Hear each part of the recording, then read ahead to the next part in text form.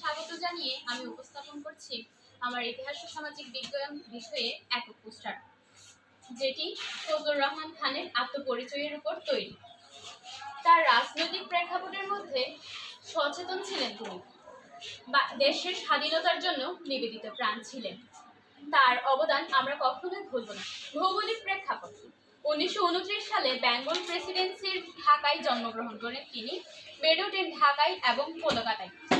পরে পড়ালেখার জন্য বিদেশে চলে যান। পারিবারিক প্রেক্ষাপট: বাঙালি মুসলিম পরিবারে জন্মগ্রহণ করেন তিনি। তার বাবা খান বাহাদুর আব্দুর রহমান খাঁ ছিলেন একজন শিক্ষাবিদ। তার মা খাদিজা খাতুন ছিলেন পাবনা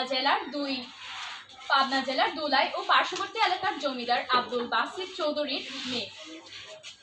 এ ছিল তার পারিবারিক প্রেক্ষাপট। সামাজিক প্রেক্ষাপট ও সাংস্কৃতিক প্রেক্ষাপট: মনে প্রাণে বাঙালি ছিলেন। মুক্তিযুদ্ধে বিদেশি বন্ধুদের সহযোগিতায় দেশের জন্য এগিয়ে এসেছিলেন। তিনি দেশের জন্য অনেক কিছু করছেন, যা কিনা আমরা কখনোই ভুলতে পারি না। তিনি অবশ্য অন্য একটি নামেও পরিচিত, যাকে কিনা বলা হয় আকাশচুম্বী বহুতল ভবনের প্রকৌশলের জনক। ধন্যবাদ সবাইকে। আজকে এখানে শেষ করছি।